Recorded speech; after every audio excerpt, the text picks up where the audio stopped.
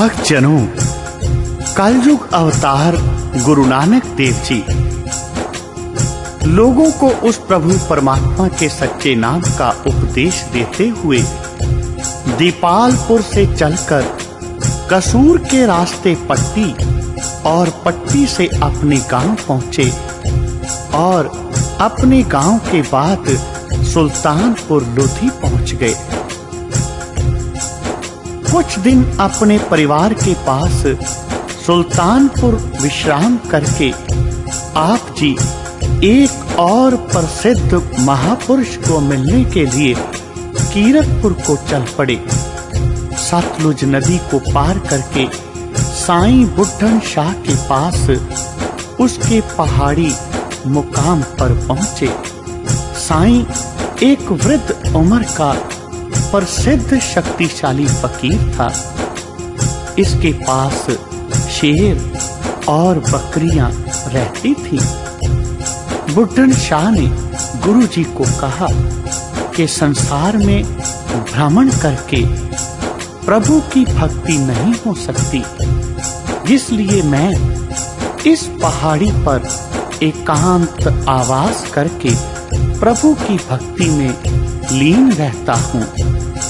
गुरु जी ने कहा, साईं जी, सबसे बड़ा एकांत आवास यह है कि पुरुष एक मन होकर सत्संग करे और सत्संग में प्रभु के प्यार वाले श्रेष्ठ उपदेश रूपी मोती चुनकर अपना जीवन ऊंचा करे।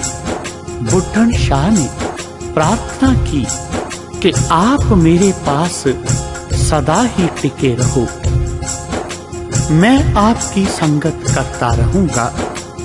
गुरु जी ने कहा, शरीर करके संगत सदा स्थिर नहीं रह सकती। आप हमारा उपदेश नाम स्मरण सदा ही अपने पास रखो। आप जी के यह वचन सुनकर बुड्ढन शाह बहुत खुश हुआ। आप जी की इस याद में यहाँ गुरुद्वारा चरण कमल करके प्रसिद्ध है। इस स्थान के उत्तर की ओर श्री गुरु हरगोबिंद जी ने अपने बड़े सुपुत्र बाबा गुरदित्ता जी से 1683 विक्रमी में एक गांव बसाया था और इस गांव का नाम कीरतपुर रखा गया। साईं बुड्ढन शाह को उपदेश देकर कलयुग अवतार गुरु नानक देव जी सुल्तानपुर, वैरोवाल, जलालाबाद, किड़िया पठाना से होते हुए शैदपुर भाई लालो के पास पहुंच गए। भाई लालो के पास कुछ दिन विश्राम करके आप जी पसरूर के रास्ते सियालकोट शहर आ गए और शहर से बाहर एक बेरी के वृक्ष के नीचे आपने आवास किया। इस स्थान के पास ही एक फकीर जिसका नाम हमजा गौंस था, एक मकबरे के हजूरे में बैठा हुआ था। वह कहता था कि यह शहर झूठों का है और मैंने इसे श्राप से नष्ट कर देना है।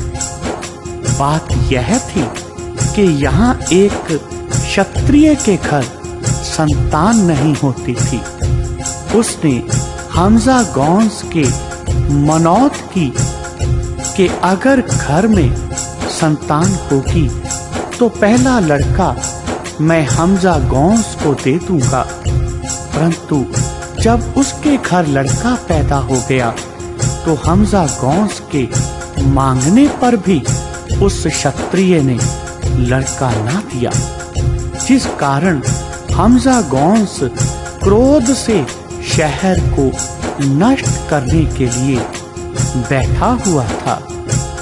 इस बात का पता लगने पर गुरुजी हमजा गौंस को मिलने के लिए उसके मकबरे के पास पहुंच गए, परंतु उनके मुरीदों ने कहा कि पीर जी की आज्ञा है कि जब तक यह शहर नष्ट ना हो जाए तब तक हमने ना सूर्य देखना है और ना किसी स्त्री पुरुष के दर्शन ही करने हैं। यह झूठों का शहर नष्ट होने के ही योग्य है। गुरुजी यह वचन करके अपने ठिकाने बेरी के नीचे वापस आ गए कि आज दोपहर को ही पीर जी सूर्य देख लेंगे और उनका प्राण भी टूट जाएगा। तदुपरांत जब दोपहर का सूर्य तो पीर के मठ का गुंबज तिड़ तिड़ करके खरबूजे की फांक जैसे ऊपर से नीचे तक फट गया और सूर्य की किरणें पीर के ऊपर जा पड़ी। जिस समय पीर जी ने देखा कि गुंबज फट गया है तो शीघ्र ही दरवाजा खोलकर वह बाहर आ गए। गुरु जी के वचन करने से अपना प्रण टूटा देखकर पीर जी शीघ्र ही गुरु जी के पास आ गए। गुरु जी ने कहा, पीर जी, एक अपराधी के बदले सारे शहर को नष्ट कर देना यह अच्छी बात नहीं है। दरवेशों को, पीरों को कहर करना यह ठीक नहीं होता। सबको दया की नजर से देखना चाहिए। गुरु जी के शांतमय वचन सुनकर उसने अपनी भूल मान ली और आगे से सबकी भलाई का प्रण लिया। इस स्थान पर गुरु जी का गुरुद्वारा बेर साहिब प्रसिद्ध है, जहां बैठकर गुरु जी ने हमजा गोंस को उपदेश दिया था। भक्तजनों, हमजा गोंस को उपदेश देकर उसका हठ तोड़कर कलयुग अवतार गुरु नानक देव जी इस स्थान से ही मर्दाने को 1 टके का झूठ और सच खरीदने के लिए भेजते हैं। मर्दाना जी बहुत दुकानों पर गए मगर किसी से भी उनको सच और झूठ नहीं मिला। अंत में एक मूले किरारे ने एक कागज पर मरना सच और दूसरे पर जीना झूठ लिखकर मर्दाने को दे दिया और आप भी दुकान से उठकर मर्दाने के साथ ही यह देखने के लिए कि यह सौदा खरीदने वाला ऐसा कौन सा व्यापारी आया है। मूला गुरु जी के दर्शन करके धन्य हो गया और नाम दान का उपदेश लेकर गुरु जी का शिष्य बन गया। मूले के घर वाले इसी स्थान पर गुरुद्वारा बावली साहिब बना हुआ है। कलयुग अवतार गुरु नानक देव जी इस प्रकार मूले को उपदेश देकर सियालकोट से एमनाबाद आए और एमनाबाद से लाहौर आ गए। उस समय श्राद्धों के दिन थे और दुनीचंद शाहूकार अपने पिता का श्राद्ध संपन्न करके बहुत से ब्राह्मणों और संतों को भोजन खिला रहा था। गुरु जी को परम संत रूप समझकर भोजन खिलाने के लिए अपने घर ले आया।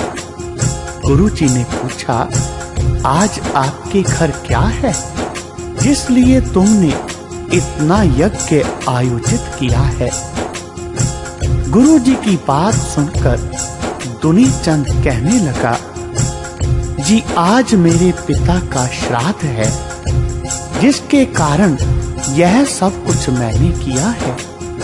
गुरु जी ने कहा, आपका पिता 3 दिन से भेड़िए के रूप में बाहर जंगल में भूखा बैठा हुआ है, उसको आपका यह पुण्य दान का भोजन कुछ भी नहीं पहुंचा। दुनीचंद ने कहा, महाराज मेरा पिता भेड़िए की योनि में ऐसा कौन सा काम कर दिया उन्होंने कि उन्हें भेड़िए की योनि में जाना पड़ा। वह तो बहुत बड़ा धर्मात्मा था।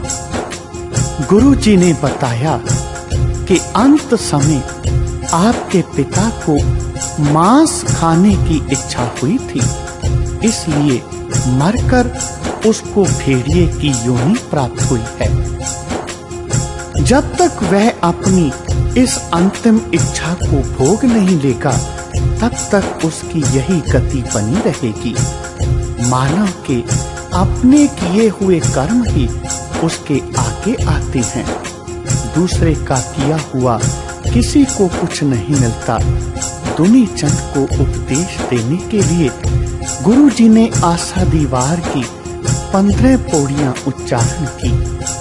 दुनी चंद ने गुरु जी से चरण पहुल लेकर सिक्खी धारण कर ली और सत्य संग करने के लिए अपने घर में ही धर्मशाला बना दी, जो दिल्ली दरवाजे के अंदर चौहटा मुफ्ती बाकर के नाम से प्रसिद्ध है। भक्तजनों, दुनी चंद को उपदेश देकर गुरुजी लाहौर से रावी नदी के किनारे बाएं किनारे के साथ साथ कई प्राणियों को सत्य नाम का उपदेश देते हुए गांव पखोके रंधावे पहुंचकर गांव से बाहर एक बरगद के नीचे बैठ गए। इस गांव में गुरु जी का ससुर मूला चौना पटवारी लगा हुआ था।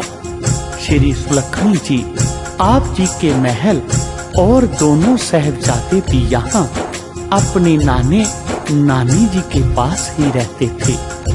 जब मूले चौने जी को पता लगा कि श्री नानक जी बाहर बरगद के नीचे बैठे हुए हैं, तो वह उस गांव के चौधरी अजित्य रंधावे को साथ लेकर गुरु जी के पास आया और कई प्रकार की छोटी मोटी बातें की। तत्पश्चात चौधरी अजित्य रंधावे की प्रार्थना स्वीकार करके गुरु जी अपने परिवार को साथ लेकर रावी के पार दाएं किनारे डेरा करके बैठ गए। चौधरी अजित्य ने गुरु जी के निवास के लिए मकान बनवा दिया और जिस वस्तु की जरूरत थी वहां पहुंचा दी।